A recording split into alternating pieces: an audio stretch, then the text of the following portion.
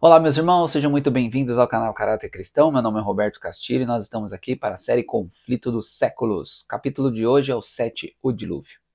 Antes de irmos para a vinheta, eu gostaria de relembrar vocês que nós estamos no Projeto Caleb, aqui em Bueno Brandão. Já foi conseguido mais de 30 estudos bíblicos e nós necessitamos de recursos e também de muita oração, porque o inimigo está irado.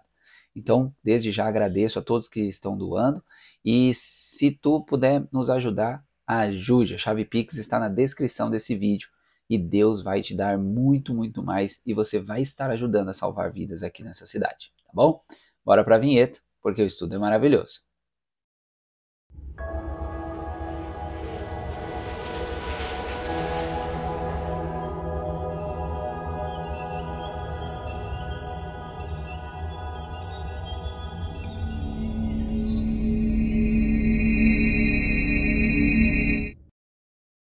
Bom, meus queridos, o Salmos 21, hoje, ele fala sobre Davi reconhecendo Deus como o vencedor das batalhas. Todas as vitórias que possuímos, Deus está por trás delas. No Salmos 22, Davi já está angustiado e com uma profunda angústia, né? Mas no final desses salmos acaba com alegria e louvor ao Senhor. O Gênesis 6 ele é dividido em alguns pontos. Primeiro mostra a corrupção mundana. Segundo, depois vai falar sobre os filhos de Deus e as filhas dos homens. E aqui muitas pessoas colocam esse ponto como se os anjos desceram para ter relações com as mulheres e aí criaram-se gigantes e etc. Mas não é isso, tá? Nós vamos ver nesse capítulo, no capítulo 7 do Patriarcas e Profetas, que é simplesmente que os filhos de Deus são os setistas e os filhos dos homens os de Caim. Caim fazia o que o mundo queria, o que o homem queria. Já Sete fazia o que Deus queria. Então é isso, tá? Quem faz a vontade de Deus são filhos dele. Quem não faz é filho do diabo. E é simples assim, tá bom? Depois vem a tristeza de Deus, que no caso aqui é o arrependimento. Muitas pessoas ficam querendo jogar a Bíblia contra ela, porque aqui está dizendo que Deus se arrepende, mas em outros textos vão dizer que Deus não é homem para que se arrependa. E agora, como que eu fico? Esse arrepender-se, meus queridos, no próprio hebraico, a palavra aqui usada, ela tem vários significados, e uma delas era tristeza. E a pessoa colocou arrepender-se. Por quê? Porque é uma tristeza muito além daquela que eu e você muitas vezes temos. É como se o seu filho, você fizesse tudo para o seu filho e seu filho te desse as costas. A tristeza é nesse nível para mais. Então, não é que Deus se arrependeu de ter feito o homem, né? Ele se entristeceu demais porque ele fez tudo o que podia por esse homem e esse homem ficou nessa depravação que vocês vão ver hoje, ok? Uma outra coisa é Noé, né? Aqui também vai falar sobre Noé, sobre a vida justa, como ele era perfeito, ele andava com Deus. Depois vem as instruções para a arca e por fim o início do dilúvio e a obediência de Noé. Porque Noé ele não ficou questionando com Deus, faço, não faço, não. Deus falou, ele foi lá e colocou a mão na massa, ok? Então, bom, já o capítulo 7 de Gênesis, Deus instrui Noé para colocar os animais e a sua família na arca. Eles entram na arca, o dilúvio então começa, o poder e a extensão do dilúvio também é dito nesse capítulo 7 de Gênesis. E por último, a proteção divina, tá bom? Porque vocês vão ver também nesse capítulo 7 do Patriarcas e Profetas, que mesmo Noé fazendo tudo o que ele podia, mesmo assim Deus que coordenou e que ajudou essa arca a ficar inteira, tá bem? Então agora sim, vamos lá para o Patriarcas e Profetas, capítulo 7. O primeiro parágrafo, meus queridos, aqui desse capítulo, já deixa claro que a terra ainda era muito bela. O pecado ainda não tinha atrapalhado tanto, né, porque eram poucos anos do pecado de Adão. Então muita coisa ainda era bela, bela, bela, boa, quase tudo ainda era perfeito. Tinha muitas pedras preciosas, frutos extremamente maravilhosos. A terra era incrível, tá? Mesmo com tudo isso, o homem não quis fazer a vontade de Deus. E o parágrafo começa o seguinte: procuravam tão somente satisfazer os desejos de seu orgulhoso coração, e folgavam em cenas de prazer e impiedade, não desejando conservar a Deus em seu conhecimento. Logo vieram a negar a sua existência. Adoravam a natureza no lugar do Deus da natureza. Glorificavam o gênio humano. Adoravam as obras de suas próprias mãos. E ensinavam seus filhos a curvar-se ante imagens de escultura. Olha isso, meus queridos, a humanidade simplesmente ela foi excluindo Deus da sua vida.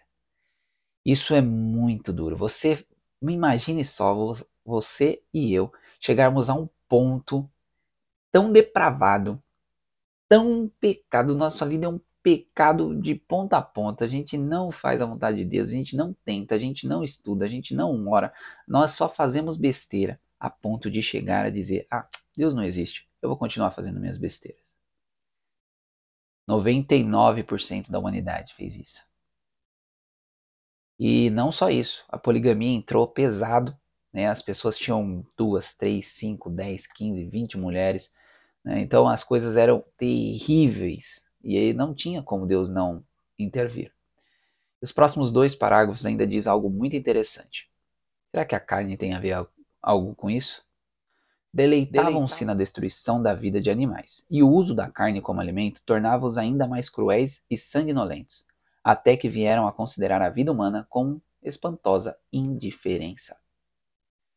Por entre a corrupção prevalecente, Matusalém, Noé e muitos outros trabalhavam para conservar vivo o conhecimento do verdadeiro Deus e conter a onda dos males morais. 120 anos antes do dilúvio, o Senhor, por meio de um anjo, o santo anjo, declarou a Noé o seu propósito e ordenou-lhe construir uma arca. Enquanto construía a arca, deveria ele pregar que Deus traria um dilúvio de águas sobre a terra para destruir os ímpios.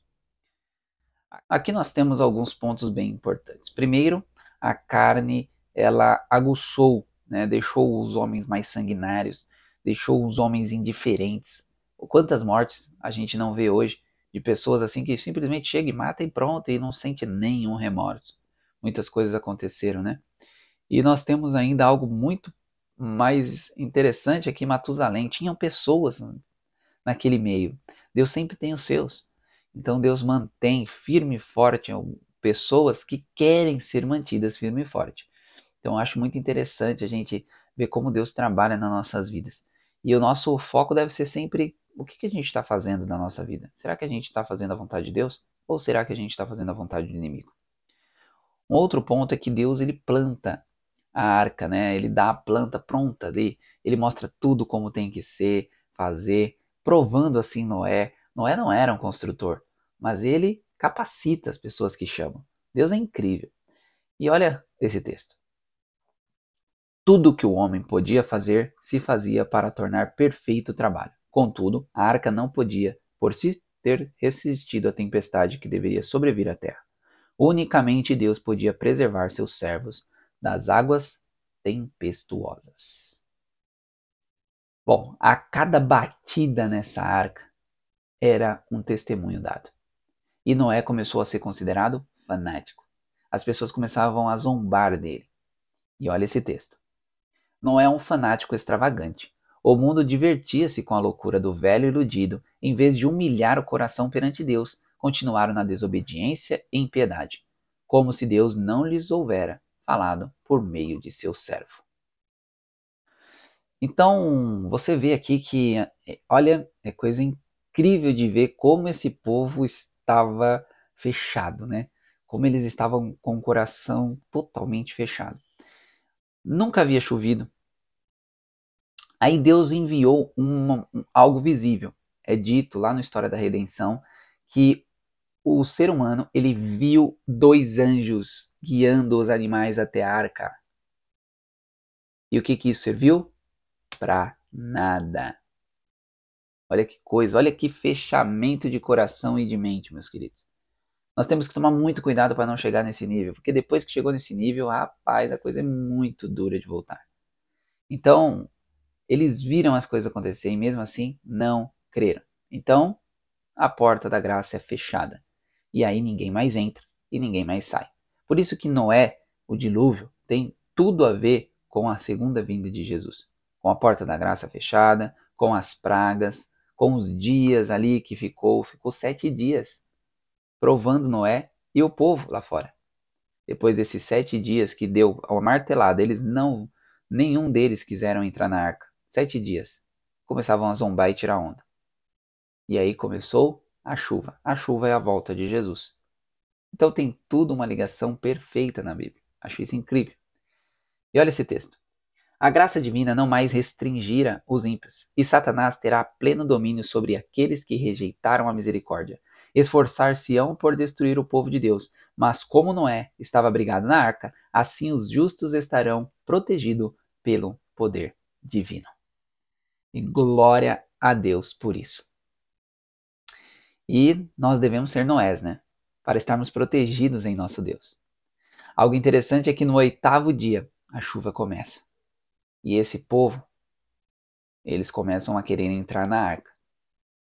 A chuva não começa só de cima. Esses dias eu vi um vídeo de um rapaz que ele é ateu, né? E ele fica fazendo vídeos na internet para dizer que a Bíblia é, é mentira. E ele estava dizendo que é impossível ter um dilúvio. Mas eu acho que ele esqueceu de ler que a Bíblia mesmo diz que era água de todos os lugares. Era água do norte, sul, leste, oeste.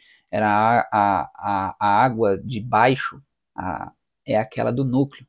Então, era muita água de todos os lados. Então, é possível sim, tá? Então, nós precisamos tomar muito cuidado com essas pessoas.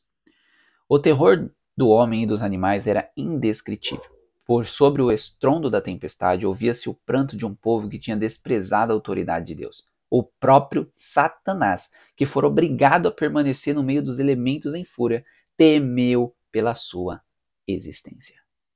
Olha isso, meus queridos. Satanás temeu pela sua existência no meio do dilúvio. A gente também vê nesse capítulo que os homens tentaram amarrar seus filhos em animais grandes que eram muito ferozes ali para não morrer, né? Só que não adiantava, porque todos morreram. E ainda hoje nós vemos que nós estamos muito parecidos ou até piores do que os antediluvianos. Este mundo já está para lá de louco, né, nessas questões. Nós vemos aqui que defender o que é certo já é errado e o que é errado está certo. Então as coisas estão totalmente fora da casinha. Então nós estamos se aproximando do grande dia da vinda do Senhor. Continuamos assim. Antes do dilúvio, Deus enviou Noé para advertir o mundo a fim de que o povo pudesse ser levado ao arrependimento e assim escapar da destruição ameaçada. Ao aproximar-se o tempo do segundo aparecimento de Cristo, o Senhor envia seus servos com uma advertência ao mundo para que se prepare para aquele grande acontecimento. Então, meus queridos, da mesma forma que houve Noé e antediluvianos, a nós e essa última geração. Então, nós precisamos ser Noés hoje. Nós precisamos mostrar para as pessoas. Porque como está o mundo hoje? A Bíblia diz como eles vão estar. Olha esse texto de 2 Pedro 3, 3 e 4. Sabendo disto, primeiro, que virão nos últimos dias escarnecedores, andando conforme as suas próprias consciências, e dizendo, onde está a promessa da sua vinda? Porque desde que os pais dormiram, todas as coisas continuam como era, desde o princípio da criação. E Lucas 18, verso 8, Jesus diz o seguinte, e vos digo que ele os vingará rapidamente. Quando, porém, vier o Filho do Homem, porventura, achará fé na terra? Agora eu pergunto para vocês já ouviram essas palavras na boca de muitas pessoas ao seu redor? Pessoas agora dizendo, já falou 2000, 2012, 2020, acho que Jesus vai demorar mais um tanto. Outras pessoas, eu não, acho que não vai vir não. Eu tô, desde a minha época da minha bisavó eu estou ouvindo isso. Muitas coisas a gente ouve, né? Será mesmo que esses textos estão se cumprindo? Eu gostaria de finalizar com o último parágrafo e depois eu vou fazer uma pergunta para nós orarmos. No tempo de Noé, declaravam os filósofos que era impossível ser um mundo destruído pela água. Assim há hoje homens da ciência que se esforçam para provar que o mundo não pode ser destruído pelo fogo, ou seja, que isso seria incoerente com a lei da natureza. Mas o Deus da natureza, o autor e dirigente das leis da mesma natureza, pode fazer uso das suas obras de suas mãos para servirem ao seu propósito. Bom, meus queridos, a ciência está abaixo de Deus. É Deus quem manda em todas as coisas, é Deus que faz e desfaz. Porém, a pergunta que eu quero deixar aqui para mim e para você: será que nós estamos sendo Noés hoje ou nós estamos sendo antediluvianos? Responda para si mesmo. Será que vocês estão fazendo as obras de Noé? Estão pregando, estão vivendo o evangelho? Ou nós estamos simplesmente como os professos ali? Fala, mas não faz. E ainda fica fazendo tantas coisas erradas que perdemos a essência de Deus em nós. Bom, vamos orar? Grandioso eterno Deus, estamos aqui agradecidos ao Senhor por esse estudo e também queremos pedir ao Senhor neste momento que tire qualquer coisa ruim do nosso coração. Que nós não possamos se fechar para a verdade, Pai. Que Satanás não tenha poder sobre nós. Fique conosco durante esse dia, que possamos refletir a Cristo às outras pessoas, assim como Noé. Em nome de Jesus te pedimos. Amém. Bom, meus queridos, nos vemos amanhã, se Deus permitir. Até mais. Tchau, tchau.